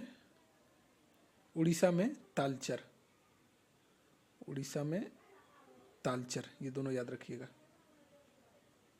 चलिए 46 नंबर क्वेश्चन कह रहा है भारत छोड़ो आंदोलन के समय निम्नलिखित में से किसने कांग्रेस रेडियो का प्रसारण किया था? देखिए, जब भी आप आधुनिक भारत पढ़ेंगे यहाँ भी आपको क्वेश्चन देखने को मिल रहा होगा। तो प्रश्न के हिसाब से, मतलब परीक्षा में प्रश्न पूछे जाने वाले हिसाब की अगर बात कर ली जाए तो कांग्रेस की स्थापना जब से हुई उस समय से लेकर आज़ादी तक के जो काल है, या इसी में इसके बाद जो है गांधी युग आता है, तो ये जो काल है प्रश्न के क्षेत्र से काफ़ी उपजाऊ है। तो आधुनिक भारत अगर आप जो है अभी तक मतलब बहुत ज़्यादा आपकी पकड़ मजबूत नहीं है तो कांग्रेस के गठन के बाद से इस समय तक का चीज़ जो है आप अच्छे से कर लीजिए, मोटा मोटी काम बन जाएगा। ये वैकल्पिक है, मतलब ठीक है, ऐसा नहीं कि आप इतना ही कीजिए हमेशा के लिए सजेशन, ये अभी के लिए सजेशन। आप क्वेश्चन देखिएगा अगर PYQ, तो 1885 से 1947 तक का जो काल होता है ये प्रश्न पूछे जाने के हिसाब से काफ़ी उपजाऊ ये काल माना जाता है। ठीक है, प्रश्न काफ़ी पूछे जाते हैं। तो यहाँ पर पूछा जा रहा है रेडियो, जो कांग्रेस रेडियो का प्रसारण किया गया था किसके द्वारा किया गया था, तो ये उषा मेहता के द्वारा किया गया था। और BPSC CSE में ये क्वेश्चन पूछा गया है। भारत छोड़ो आंदोलन के दौरान मतलब रेडियो का प्रसारण किसके द्वारा किया गया था, ये क्वेश्चन BPSC CSE में पूछा गया, उषा मेहता के द्वारा किया गया था। और भारत छोड़ो आंदोलन की शुरुआत जो है कहीं 8 अगस्त, कहीं आपको 9 अगस्त लिखा हुआ मिल सकता है, 1942 को हुई थी। महात्मा गांधी ने ब्रिटिश सरकार को तत्काल समाप्त करने का आह्वान किया था और इसी समय बापू के द्वारा करो या मरो का नारा दिया गया था, डू और डाई। इसका प्रस्ताव मई में आया। इसमें अभी भी भारत को विभाजन मुक्त रखने की आकांक्षा थी, जिसका ब्रिटिश प्रति से मिलकर बने एक संघीय राज्य का स्वरूप होना था। तो ये किसके बारे में बात किया जा रहा है, कैबिनेट मिशन के बारे में बात किया जा रहा है। ठीक है, और द्वितीय विश्व युद्ध के पश्चात ब्रिटिश प्रधानमंत्री एटली थे। ठीक है, उस समय एटली ने 19 फरवरी 1946 को कैबिनेट मिशन को जो है वो भारत भेजने की घोषणा की थी। और यह मिशन जो है वो 24 मार्च 1946 को भारत आया था और इसने अपनी रिपोर्ट जो है वो 16 मई 1946 को प्रकाशित किया था। तो ये तीनों डेट आपके लिए इंपॉर्टेंट है, इसलिए यहाँ लिख दिया गया है, ध्यान रखिएगा। इस मिशन का उद्देश्य था कि भारतीय संविधान सभा की स्थापना की जाए और तत्कालीन राजनीतिक समस्याओं पर भारतीयों से विचार विमर्श किया जाए। ठीक है, कैबिनेट मिशन में जो है वो 3 सदस्य थे, ये भी पूछा गया है एग्जाम में, पैथिक लॉरेंस, स्टीफर्ड क्रिप्स और AV एलेक्जेंडर। 4 ऑप्शन रहता है, आपसे पूछा जाता है कि इनमें से कौन कैबिनेट मिशन में शामिल नहीं थे। चलिए 48 नंबर क्वेश्चन कह रहा है कि कैबिनेट मिशन योजना के तहत गठित अंतरिम सरकार के मंत्रिमंडल में डॉक्टर राजेंद्र प्रसाद के पास निम्नलिखित में से कौन सा विभाग मिला था, तो खाद्य एवं कृषि विभाग जो है डॉक्टर राजेंद्र प्रसाद के हिस्से आया था। और अंतरिम सरकार की घोषणा जो है वो 24 अगस्त 1946 को की गई थी तथा सरकार का गठन जो है वो 2 सितंबर 1946 को किया गया था। अंतरिम सरकार में जो है सो राजेंद्र प्रसाद जी को खाद्य एवं कृषि मिला था। और श्रम के बारे में भी पूछा जाता है, श्रम विभाग मिला था जगजीवन राम को। ठीक है, रक्षा मिला था बलदेव सिंह को। और गृह, सूचना एवं प्रसारण मिला था पटेल साहब को। राष्ट्रमंडल एवं विदेशी मामले मिले थे नेहरू जी को। 49 नंबर क्वेश्चन, 20 फरवरी 1947 को प्रधानमंत्री एटली द्वारा की गई घोषणा के अनुसार ब्रिटिश द्वारा किस तिथि तक भारत को छोड़ दिया जाना तय हुआ था, तो ये जो ब्रिटिश शासन को छोड़ दिया जाना तय हुआ था 30 जून 1948 तक। ठीक है, इस समय महात्मा गांधी जो है वो प्यारेलाल के साथ नोआखली में थे। ये क्वेश्चन भी पूछा जाता है, उस समय गांधी जी कहाँ थे, तो प्यारेलाल जी के साथ गांधी जी कहाँ पर थे, तो नोआखली में। ठीक है, और भारत के विभाजन से संबंधित माउंटबेटन योजना की घोषणा जो है वो प्रधानमंत्री एटली के द्वारा 3 जून 1947 को किया गया था। और माउंटबेटन योजना के आधार पर भारतीय स्वतंत्रता अधिनियम 4 जुलाई 1947 को ब्रिटिश संसद में प्रस्तुत किया गया तथा 18 जुलाई 1947 को यह पारित कर दिया गया था। कब पारित हुआ था, तो 18 जुलाई 1947 को यह पारित कर दिया गया था। ठीक है, भारत की स्वतंत्रता प्राप्ति के समय ब्रिटिश सम्राट कौन थे, तो उस समय जो है जॉर्ज सस्टम थे। ठीक है, भारत की स्वतंत्रता प्राप्ति के समय जॉर्ज सस्टम थे। और ब्रिटेन के प्रधानमंत्री जो है वो क्लीमेंट एटली थे। और इस समय गवर्नर जनरल पूछा जाए तो लॉर्ड माउंटबेटन थे तथा भारतीय राष्ट्रीय कांग्रेस के अध्यक्ष कौन थे, तो आचार्य JB कृपलानी।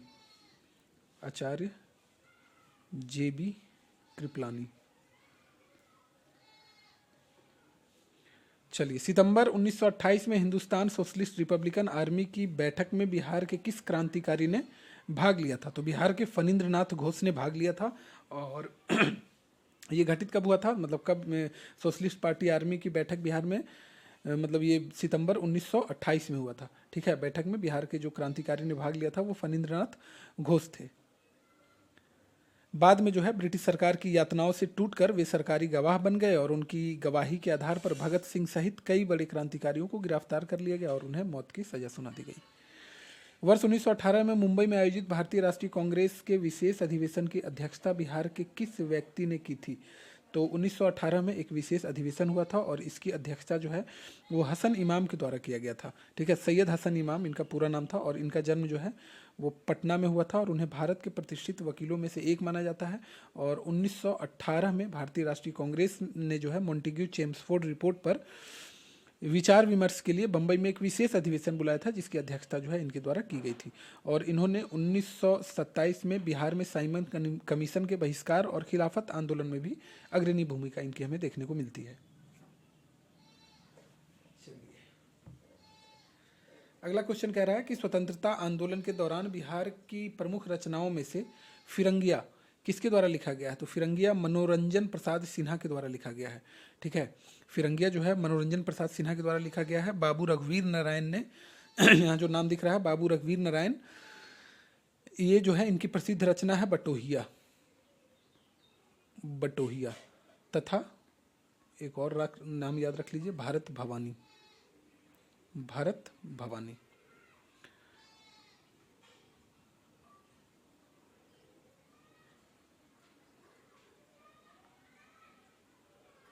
चौवन नंबर क्वेश्चन है, बिहार का तत्कालीन उपराज्यपाल कौन था जिसने चंपारण सत्याग्रह के दौरान गांधी जी को वार्ता के लिए आमंत्रित किया था? तो उस समय राज्यपाल कौन थे? तो उस समय जो है वो चंपारण सत्याग्रह आपको पता ही है 1917 में हुआ था, गांधी जी के द्वारा पहला सत्याग्रह था ये। तो पूछा जा रहा है कि तत्कालीन उपराज्यपाल कौन थे बिहार के? तो तत्कालीन उपराज्यपाल बिहार के थे एडवर्ड गेट। ठीक है, चंपारण सत्याग्रह के दौरान बिहार के तत्कालीन lieutenant governor Edward Albert Gait थे। इन्होंने महात्मा गांधी को चर्चा के लिए आमंत्रित किया था और इन वार्तालापों मतलब इन वार्ताओं के परिणाम स्वरूप हुआ क्या था कि चंपारण कृषि समिति का गठन हुआ था जिसके अध्यक्ष जो हैं वो FG सलाई थे। ये क्वेश्चन भी पूछा गया कई बार। FG सलाई को नियुक्त किया गया था और गांधी जी भी समिति के सदस्य थे। बिहार में 1857 के विद्रोह का नेतृत्व किनके द्वारा किया गया था? तो बाबू कुंवर सिंह के द्वारा किया गया था और कुंवर सिंह का जन्म जो है वो 1777 ईस्वी में हुआ था और 1857 की क्रांति के समय बाबू कुंवर सिंह 80 वर्ष के थे। ठीक है, और जगदीशपुर नामक एक ग्राम से ये बिलोंग करते थे और वर्तमान भोजपुर आरा जिले में जगदीशपुर स्थित है। पटना के निकट जो है दानापुर में सैनिकों के द्वारा 3 रेजिमेंटों ने 25 जुलाई 1857 को विद्रोह कर दिया था और 26 जुलाई को इन्होंने आरा प्रवेश किया जहां कुंवर सिंह ने इनका नेतृत्व स्वीकार कर लिया था।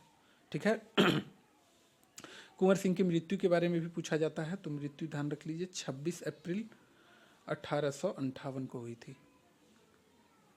56 नंबर क्वेश्चन, वर्ष 1917 के चंपारण सत्याग्रह से निम्नलिखित में से कौन संबंधित नहीं थे? तो JB कृपलानी थे, राजेंद्र प्रसाद थे, राजकुमार शुक्ल ने तो बुलाया ही था, राम मनोहर लोहिया इसमें सम्मिलित नहीं थे। तो यहाँ पर पूछा जा रहा है कौन सम्मिलित नहीं थे? तो यहाँ पर राम मनोहर लोहिया हमारा सही जवाब हो जाएगा। राम मनोहर लोहिया जो है वो चंपारण सत्याग्रह से संबंधित नहीं थे। ठीक है, बाकी चंपारण सत्याग्रह के बारे में हम लोग पीछे क्वेश्चन में डिटेल डिस्कस कर चुके हैं काम की चीज़ें। भारत छोड़ो आंदोलन के दौरान निम्नलिखित में से किस जेल से जयप्रकाश नारायण फरार हुए थे? तो किस जेल से फरार हुए थे जयप्रकाश नारायण? इनको हजारीबाग जेल में रखा गया था। भारत छोड़ो आंदोलन 1942 में जब घटित हुआ था तो जो भी हमारे राष्ट्रीय नेता थे उनको अलग अलग जेल में रखा गया था। ठीक है, ताकि इनको जो इनमें जो है आपसी कोई तालमेल ना हो सके, इतनी डर थी अंग्रेज़ों को, है ना। तो नवंबर 1942 दीपावली के त्यौहार पर जो है अधिकांश जेल कर्मी छुट्टी पर गए थे और उसी मौके की तलाश में जयप्रकाश नारायण थे और जयप्रकाश नारायण दिवाली के समय फरार हो गए थे। ठीक है, और जयप्रकाश नारायण को लोकनायक भी बोला जाता है, उपनाम है इनका। और ये क्वेश्चन BPSC 66वीं में पूछा गया है। बिहार के प्रथम भारतीय एडवोकेट जनरल कौन थे? बिहार के प्रथम भारतीय एडवोकेट जनरल जो थे वो बलदेव सहाय थे। ठीक है, भारतीय अधिवक्ता मतलब महाधिवक्ता थे, एडवोकेट जनरल। और 1942 में जब महात्मा गांधी के नेतृत्व में भारत छोड़ो आंदोलन शुरू हुआ था तो इन्होंने ब्रिटिश सरकार की दमनकारी नीतियों के विरोध में अपने पद से बलदेव सहाय ने इस्तीफा दे दिया था। 59 नंबर क्वेश्चन, तत्कालीन बिहार में घटित मुंडा विद्रोह के नायक बिरसा मुंडा के गुरु कौन थे? तो बिरसा मुंडा के गुरु जो है वो आनंद पांडे थे। ये क्वेश्चन भी कई बार पूछा गया है। बिरसा मुंडा का जन्म जो है वो 15 नवंबर 1875 को वर्तमान झारखंड में हुआ था। ठीक है, तत्कालीन बिहार हुआ करता था और झारखंड में भी कहाँ, तो रांची में हुआ था, उलिहातू गांव में। और इनकी माता का नाम जो है वो कर्मी हातू था, कर्मी हातू, और पिता का नाम सुगना मुंडा, पिता का नाम सुगना मुंडा था। ठीक है, तो आनंद पांडे जो है बिरसा मुंडा के गुरुजी थे। 1937 में बिहार में गठित प्रथम मंत्रिमंडल का नेतृत्व किनके द्वारा किया गया था? तो मोहम्मद यूनुस के द्वारा किया गया था। 1 अप्रैल 1936 को बिहार में मोहम्मद यूनुस के नेतृत्व में प्रथम मंत्रिमंडल का गठन हुआ था और कांग्रेस ने मोहम्मद यूनुस के नेतृत्व वाली सरकार का विरोध किया, क्योंकि उसमें जो है मुस्लिम स्वतंत्र पार्टी भी शामिल था। मोहम्मद यूनुस की अंतरिम सरकार के इस्तीफे के बाद जो है श्री कृष्ण सिंह जो है वो 20 जुलाई 1937 को अपना मंत्रिमंडल गठित करते हैं, लेकिन राजनीतिक कैदियों की रिहाई के मुद्दे पर 15 जनवरी 1938 को मंत्रिमंडल भंग कर देते हैं। क्लियर है? चलिए,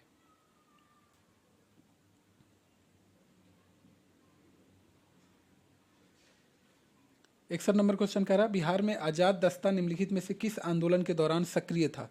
तो बिहार में आज़ाद दस्ता के बारे में पूछा जाएगा, किस समय सक्रिय था? तो 1942 में भारत छोड़ो आंदोलन के दौरान सक्रिय था। और आज़ाद दस्ता, ध्यान रखिएगा, एक गुप्त क्रांतिकारी समूह था जो वर्ष 1942 में सक्रिय रहा था। और भारत छोड़ो आंदोलन जो है वो 8 अगस्त 1942 को महात्मा गांधी के द्वारा शुरू किया गया था। इसी समय जो है आज़ाद दस्ता बिहार में सक्रिय था। क्लियर है?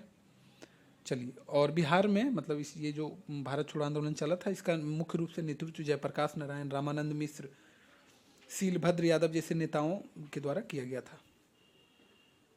हम बहुत बड़ी भूल करेंगे यदि हम बिहार की जनता और उसके मंत्रिमंडल को लीग के नेताओं के हिंसक व असभ्य आक्रमणों के आगे छोड़ देंगे। वर्ष 1946 में यह बात किसने कही थी?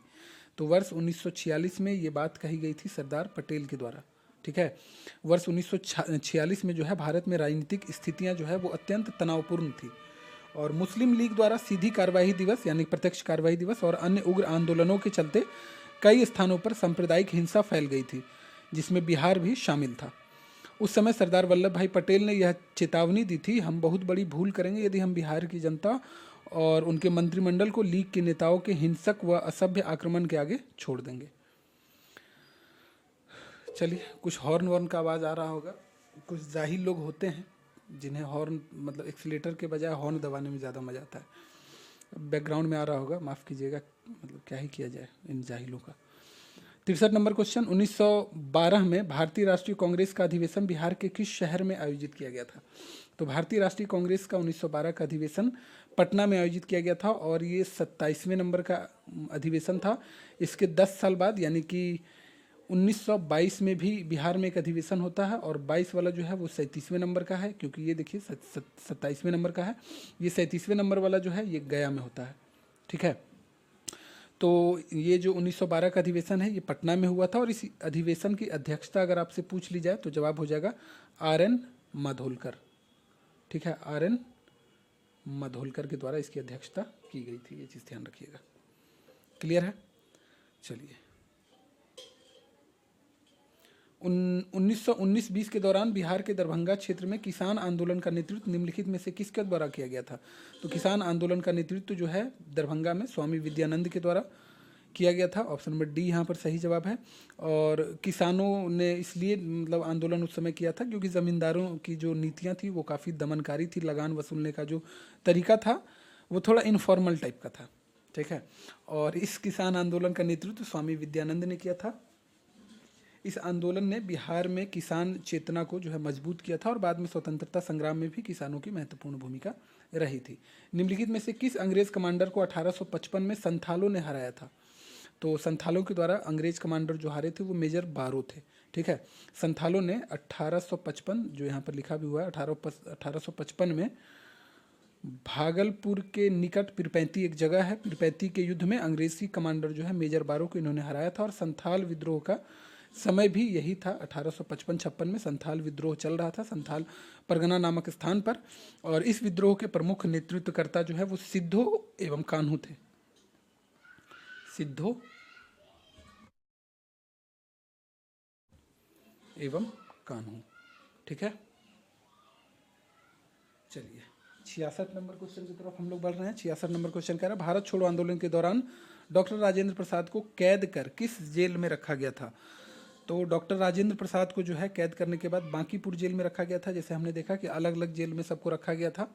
जयप्रकाश नारायण को हजारीबाग में रखा गया था, उसी तरह डॉक्टर राजेंद्र प्रसाद को बांकीपुर जेल में रखा गया था, ठीक है।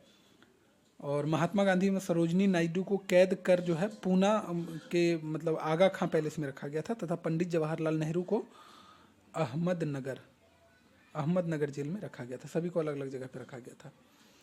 चलिए 67 नंबर क्वेश्चन कह रहा है, बिहार में निम्नलिखित में से किसके नेतृत्व में सर्वदलीय दल ने साइमन कमीशन का बहिष्कार किया था? तो अनुग्रह नारायण सिंह के नेतृत्व में जो है साइमन कमीशन का बहिष्कार पूरी तरह से बिहार में किया गया था। और 1927 में ब्रिटिश सरकार ने साइमन कमीशन का गठन किया था, जिसमें कि कोई भी भारतीय शामिल नहीं था। इसके कारण इसका विरोध हुआ था और इससे पूरे देश में असंतोष फैल गया था और इसका व्यापक बहिष्कार अंग्रेजों को देखने को मिला था, ठीक है। बिहार में इसका जो बहिष्कार किया गया था, मुख्य रूप से इसका नेतृत्व अनुग्रह नारायण सिन्हा के द्वारा किया गया था। उन्होंने सर्वदलीय दल के माध्यम से आंदोलन का नेतृत्व किया और बिहार के विभिन्न जिलों में विरोध प्रदर्शन आयोजित कराए और इस दौरान साइमन गो बैक के नारे लगाए गए थे, है ना, साइमन गो बैक, ठीक। 1922-23 के बिहार के मुंगेर किसान सभा का गठन किसके द्वारा किया गया था? तो ये किया गया था मोहम्मद जुबैर के द्वारा। ये क्वेश्चन भी कई बार पूछा गया है कि बिहार में किसान सभा मतलब मुंगेर में, बिहार के मुंगेर में किसान सभा में सबसे सक्रिय कौन थे? तो मोहम्मद जुबैर थे, है ना। 68 का ऑप्शन नंबर, अच्छा ये यहाँ ये भी है, चलिए ये भी मिस्टेक होता है कभी कभी, है ना। तो मोहम्मद जुबैर तो थे ही, श्री कृष्ण सिंह, स्वामी सहजानंद सरस्वती और स्वामी विद्यानंद, तो दो तो कन्फर्म है, तो ये काट दीजिए, एक तो कट गया कम से कम। यहाँ आंसर जो हो जाएगा वो कृष्ण सिंह भी थे, श्री कृष्ण सिंह, तो ऑप्शन नंबर बी जो है वो आंसर हो जाएगा, ठीक है। यह किसान सभा जो है वो बिहार के शुरुआती किसान संगठनों में से एक थी, जिसका उद्देश्य क्या था? तो किसानों की समस्याओं को मुख्य रूप से संगठित करना, ठीक है। चलिए आगे बढ़ा जाए। बी था इसका आंसर। भारत छोड़ो आंदोलन के दौरान पटना सचिवालय गोलीकांड के शहीदों में निम्नलिखित में से कौन शामिल नहीं थे? तो पटना गोलीकांड के शहीदों में निम्नलिखित में से जगत नारायण लाल जो है शामिल नहीं थे, है ना। भारत छोड़ो आंदोलन के दौरान विद्यार्थियों के एक समूह ने 11 अगस्त 1942 को पटना के सचिवालय भवन के गेट पर तिरंगा फहराया था और छात्रों का यह साहसपूर्ण कदम पटना के तत्कालीन जिलाधिकारी जो थे वो WG आर्चर, काहे का आर्चर, WG आर्चर को रास नहीं आया तथा उसने अपने पुलिसों को मतलब आदेश दिया और ये जो है गोलियां चला देते हैं। इतिहास में यह घटना जो है सचिवालय गोलीकांड के नाम से प्रसिद्ध है। और छात्र जो है 7 छात्र उमाकांत प्रसाद सिन्हा, सतीश प्रसाद झा, देवीपद चौधरी, राम गोविंद सिंह, राजेंद्र सिंह, जगपति कुमार एवं रामानंद सिंह इस गोलीकांड में शहीद हो गए थे। जगत नारायण लाल उनमें से नहीं थे।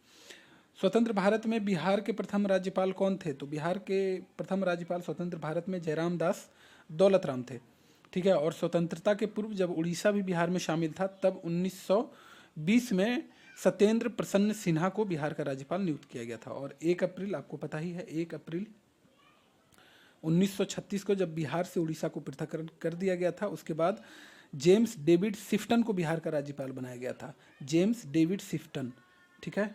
चलिए तीनों याद रखिएगा। हाल ही में राष्ट्रीय मानवाधिकार आयोग का अध्यक्ष किसे नियुक्त किया गया है? तो करंट अफेयर्स वाले सेक्शन में हम लोग आ गए हैं।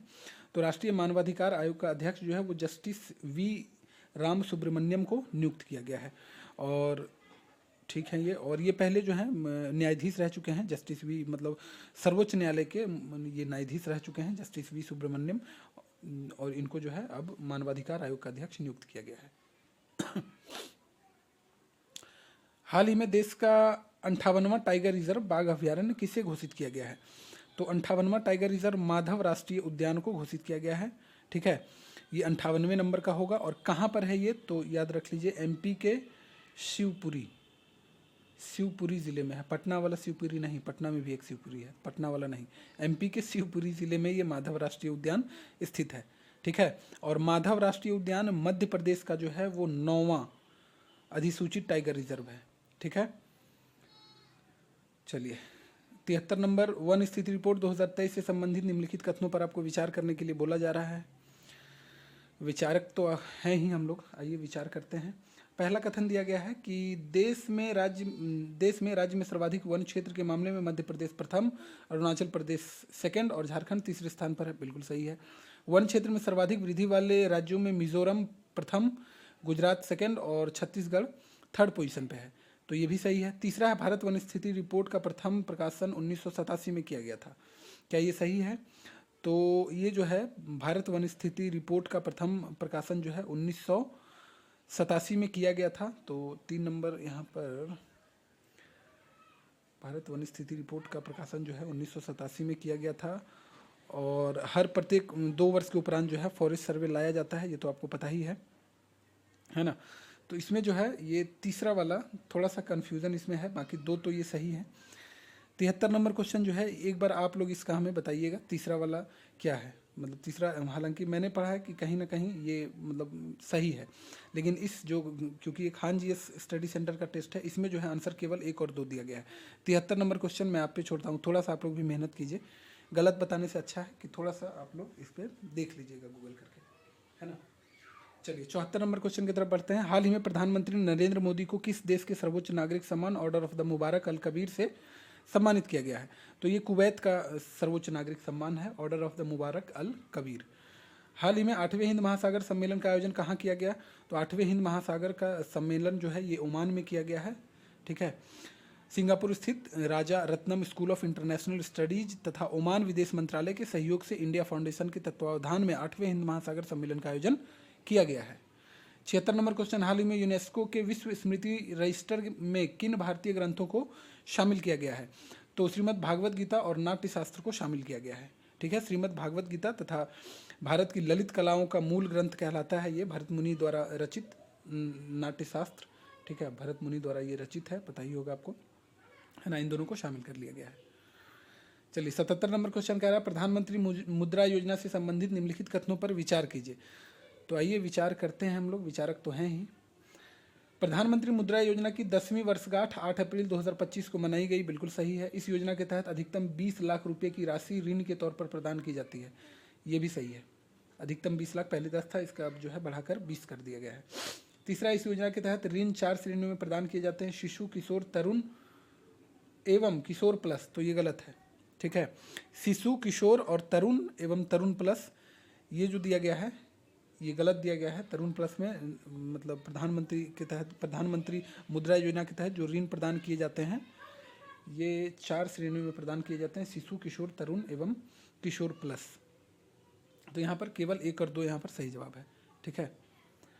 शिशु के तहत जो है वो अधिकतम 50,000 दिए जाते हैं, किशोर के तहत भी 50,000 से 5 लाख दिए जाते हैं किशोर के तहत, और तरुण के तहत 5 से 10 लाख दिए जाते हैं, और तरुण प्लस के तहत 10 से 20 लाख रुपए दिए जाते हैं, ठीक है। तो तरुण, अच्छा ये गलत नहीं, सही है। तरुण प्लस के तहत दिए जाते हैं 5 से 10 लाख रुपए, मतलब 10 से 20 लाख रुपए, ठीक है। मुद्रा योजना की शुरुआत अगर पूछ ली जाए आपसे तो 8 अप्रैल 2015 को की गई थी, ठीक है। और 2025 में इसका 10 वर्ष पूरा हुआ है, तो ये तीसरा वाला भी सही है, ऑप्शन नंबर डी हमारा सही जवाब होगा।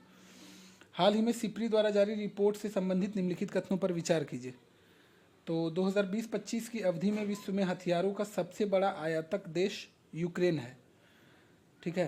तो यूक्रेन है, बिल्कुल सही बात है। 2020 से 25 की अवधि में विश्व में हथियारों का सबसे बड़ा निर्यातक देश अमेरिका है, ये भी सही है। भारत को हथियारों का शीर्ष आपूर्तिकर्ता देश क्रमशः रूस, फ्रांस एवं इजराइल है, ये भी सही है। तो ऑप्शन नंबर डी 1, 2 और 3। हाल ही में 59वें ज्ञानपीठ पुरस्कार से किसे सम्मानित किया गया है? तो 59वें ज्ञानपीठ पुरस्कार से सम्मानित किया गया है विनोद कुमार शुक्ल को, ठीक है। विनोद कुमार शुक्ल को, ये छत्तीसगढ़ के निवासी और हिंदी के साहित्यकार हैं, और विनोद कुमार शुक्ल जो हैं ये छत्तीसगढ़ के निवासी, ये चीज़ ध्यान रखिएगा। इस पुरस्कार के तहत जो है देवी सरस्वती की कांस्य प्रतिमा और 11 लाख रुपए की राशि एवं प्रशस्ति पत्र प्रदान की जाती है। और भारतीय संविधान की 8वीं अनुसूची में शामिल 22 भारतीय भाषाओं में से किसी भाषा में भी विशेष योगदान के लिए यह पुरस्कार दिया जाता है। विनोद कुमार शुक्ल यह पुरस्कार पाने वाले हिंदी भाषा के 12वें साहित्यकार हैं। क्लियर है। हाल ही में जारी करप्शन परसेप्शन इंडेक्स 2025 में विभिन्न देशों की रैंकिंग में भारत का क्या स्थान रहा है, क्या प्रदर्शन रहा है भारत का आखिर? तो भारत का प्रदर्शन जो है वो 96 नंबर पर है भारत इस इंडेक्स में।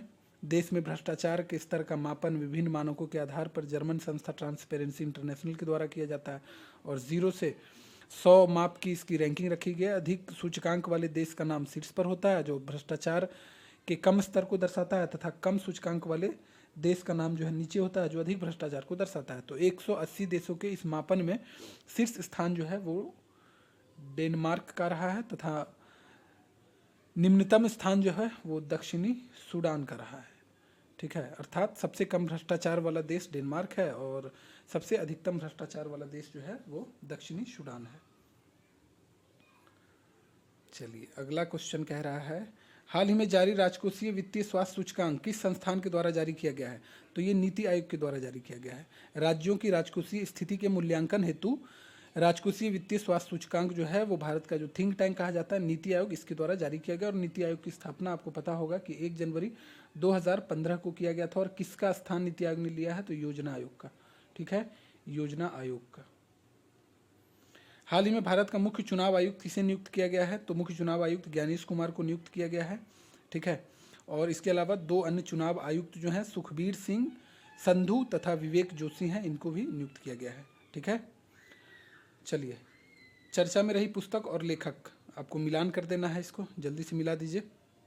तो the circle of life Sudha Murthy, ठीक है, the circle of life Sudha Murthy, the new icon Savarkar and the fact Arun Shourie, ठीक है, अरुण शौरी। तीसरा है वॉइस फॉर द वॉइसलेस, तो ये दलाई लामा के द्वारा लिखा गया है। और दिया सलाई ये कैलाश सरदार थी। तो 1 2 3 4 एकदम सही दिया गया है। ऑप्शन नंबर बी यहाँ पर सही जवाब हो जाएगा। हाल ही में पहलगाम आतंकी हमले के जवाब में भारत सरकार द्वारा चलाए गए अभियान का नाम क्या है? ये भी कोई पूछने की बात है। ऑपरेशन सिंदूर, ये बच्चा बच्चा जानता है। ठीक है, हाल ही में 1 जनवरी 2026 से प्रारंभ कार्यकाल के लिए सुरक्षा परिषद का नया अस्थायी सदस्य निम्नलिखित में से कौन नहीं बना है? कौन नहीं बना है, इस पर ध्यान देना है। तो कांगो लोकतांत्रिक गणराज्य है, कोलंबिया है, बहरीन है, कुवैत नहीं बना है। तो यहाँ पर आंसर हमारा हो जाएगा ऑप्शन नंबर डी, कुवैत। चलिए फिर से मिलान करने के लिए आपको दे दिया गया है, मिलाइए। अच्छा, उपराष्ट्रपति कौन है? सीपी राधाकृष्णन। मुख्य न्यायाधीश कौन है? तो सूर्यकांत शर्मा है। राज्यसभा महासचिव, राज्यसभा महासचिव कौन है? तो प्रमोद चंद्र मोदी हैं। और लोकसभा महासचिव उत्पल कुमार सिंह है। ठीक है, बाकी ये आप देख के मिला लीजिएगा। आसान सा क्वेश्चन था। हाल ही में आयकर विधेयक 2025 की विस्तृत समीक्षा के लिए गठित प्रवर समिति स्टैंडिंग कमेटी का अध्यक्ष किसे नियुक्त किया गया है? तो बैजयंत जय पांडा को नियुक्त किया गया है। ऑप्शन नंबर ए यहाँ पर सही जवाब है। ठीक है, चलिए 88 नंबर क्वेश्चन, हाल ही में मुख्यमंत्री वृंदावन ग्राम योजना किस राज्य सरकार के द्वारा शुरू किया गया है? तो ये मुख्यमंत्री वृंदावन ग्राम योजना जो है वो मध्य प्रदेश राज्य सरकार के द्वारा शुरू किया गया। और इस योजना के अंतर्गत जो है वो हर विधानसभा क्षेत्र में एक गांव को वृंदावन ग्राम के रूप में चुना जाएगा, जिसमें कम से कम 2000 की आबादी और 500 गोवंश होना आवश्यक है। हाल ही में सरस्वती पुष्करालु कुंभ 2025 का आयोजन कहाँ किया गया है? सरस्वती पुष्करालु कुंभ 2025 का आयोजन जो है वो तेलंगाना में किया गया है। ठीक है, तेलंगाना में किया गया है और तेलंगाना के जयशंकर भूपलपल्ली जिले में किया गया है। ठीक है, जयशंकर भूपलपल्ली। 12 साल में एक बार यह होता है। ठीक है, ये भी चीज़ ध्यान रखिएगा, 12 वर्ष में इसका आयोजन किया जाता है एक बार। हाल ही में स्वतंत्रता के बाद समान नागरिक संहिता लागू करने वाला देश का पहला राज्य कौन बन गया है? तो काफ़ी न्यूज़ में ये चीज़ रहा भी था, उत्तराखंड बन गया है समान नागरिक संहिता यानी कि यूसीसी यूनिफॉर्म सिविल कोड लागू करने वाला देश का पहला राज्य बन गया है। और भारतीय संविधान में अगर इसकी स्थिति पूछ लिया जाए तो अनुच्छेद 44 में इसका वर्णन है। और अनुच्छेद 44 यानी भाग 4 यानी डीपीएसपी भारत के नीति निदेशक तत्व, जिसमें आर्टिकल 36 से लेकर आर्टिकल 51 तक का वर्णन मिलता है। उसी में 44 में जो है आपको यूसीसी यानी समान नागरिक संहिता का उल्लेख मिल जाता है। ठीक है, चलिए 91 नंबर क्वेश्चन, बिहार बजट 2025-26 के अनुसार वित्त वर्ष 25-26 में 7 निश्चय 2 योजना के लिए कितना आवंटन किया गया था। हालांकि ये पीछे का डेटा, फिर भी आंसर जान लीजिए, 5972 करोड़। नया वाला जो बजट है 2026-27 उसका एक अलग सी वीडियो जो है हमारे चैनल पे अपलोड कर दिया गया। अगर आपने अभी तक बजट को नहीं पढ़ा है तो एक बार देख सकते हैं, काफ़ी शॉर्ट वीडियो है। अगर कहीं पढ़े भी होंगे तो रिविज़न के लिए आपके लिए अच्छा साबित हो सकता है। बिहार आर्थिक सर्वेक्षण 24-25 के अनुसार ये भी पुराना डेटा दिया गया है। 23-24 के निम्नलिखित जिलों में से किस समूह ने क्रमानुसार सबसे अधिक वर्षा दर्ज की है। तो सबसे अधिक वर्षा जो दर्ज किया गया है वो सबसे ज़्यादा आपको पता ही है किशनगंज में होता है, चारों में दे दिया गया है, किशनगंज, अररिया और पूर्णिया, ऑप्शन नंबर बी। वन स्थिति रिपोर्ट 2023 के अनुसार बिहार का वनावरण राज्य की कुल भौगोलिक क्षेत्रफल का कितना प्रतिशत है। तो कुल भौगोलिक क्षेत्रफल का 8% है, ठीक है, 8% है। और बिहार का वनावरण भी याद रख लीजिए 7532.45 किलोमीटर स्क्वायर है। और वन स्थिति रिपोर्ट 2023 के जो भी महत्वपूर्ण क्वेश्चन है, एडुटेरिया की जो वास्तुनिष्ठ बुक आती है उसमें अलग से एक सेट दिया गया था 50 क्वेश्चन का, उसे हमने अपने चैनल पर कंप्लीट करवाया। अगर आपने नहीं देखा है तो देख सकते हैं जाके। हाल ही में बिहार सरकार ने राज्य के प्रत्येक परिवार की एक महिला सदस्य को व्यवसाय शुरू करने के लिए कितना दिया है। तो 10,000 रुपया। इसी पे चुनाव में हो गया है खेला मेला, पता ही होगा आपको। हालांकि किसी भी तरह से जनता को मिला ना जी पैसा, क्या दिक्कत है, रोजगार शुरू करने के बहाने ही मिला है। शुरू कीजिए, इसके बाद जो भी मतलब लाभार्थी होंगे, चयनित किए जाएंगे, उनको और भी आगे मिलेगा, 2 लाख रुपये मिलेगा। पैसा उठाइए, मौज कीजिए। निम्नलिखित में से 7 निश्चय भाग 2 आत्मनिर्भर बिहार का मुख्य उद्देश्य क्या है। 7 निश्चय 2 जो है 2020 से 2025 तक चला था और 2025 से 2030 तक 7 निश्चय 3 चलने वाला है। इस बार का जो बजट है वो 7 निश्चय 3 विषय पर ही आधारित, मतलब विशेष फोकस किया गया है इस पर। तो यहाँ पर आत्मनिर्भर बिहार का मुख्य उद्देश्य और संकल्प नहीं है तो सशक्त महिला, सक्षम महिला है, हर खेत तक सिंचाई का पानी है, हर घर तक बिजली, ये नहीं है। ऑप्शन नंबर सी हो जाएगा। युवा शक्ति बिहार की प्रगति है, तो ऑप्शन नंबर सी जो है इसमें उल्लिखित नहीं था, ठीक है। युवा शक्ति बिहार की प्रगति है, सशक्त महिला, सक्षम महिला है, हर खेत तक सिंचाई का पानी, स्वच्छ गांव, समृद्ध गांव, स्वच्छ शहर, विकसित शहर, आसान संपर्कता, ग्रामीण और शहरी परिवहन अवसंरचना का विकास और सभी के लिए अतिरिक्त स्वास्थ्य सुविधाओं का विस्तार किया जाना इसमें कहा गया। 7 निश्चय 1 की शुरुआत जो है वो 2015 में की गई थी। 2015 से 20 तक 7 निश्चय 1 चला था। बिहार के वित्त मंत्री सम्राट चौधरी द्वारा, चलिए ये पुराना है, अभी वर्तमान में विजेंद्र प्रसाद यादव हैं, ठीक है। तो ये जो है पहले का है, इसलिए बाद में आके कमेंट बॉक्स में बोलने मत लगिएगा, कुछ पता होता है नहीं। तो सम्राट चौधरी पहले थे। 25-26 का बजट जो है कब प्रस्तुत किया गया था। तो बजट जो है हर बार प्रस्तुत किया ही जाता है, ये प्रस्तुत किया गया था 3 मार्च 2025 को, ठीक है। चलिए अगला क्वेश्चन कह रहा है 97 नंबर, वर्ष 2025 में शारदा सिन्हा को मरणोपरांत निम्नलिखित में से किस पुरस्कार से सम्मानित किया गया है। तो मरणोपरांत निम्नलिखित में से किस पुरस्कार से सम्मानित किया गया है। पद्म विभूषण से सम्मानित किया गया है, ठीक है।